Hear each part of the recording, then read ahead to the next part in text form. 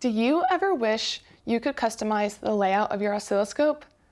Do you need a better way to organize your waveforms and analysis on your scope? Let's take a look at the MXO5 Smart Grid user interface. On the bottom right, inactive sources are shown. Tap any of these signal activators to turn on a source.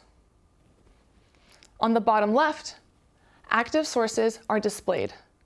Drag and drop signal icons to create your own custom layout. Rohde Schwarz Smart Grid enables short learning curves and high productivity.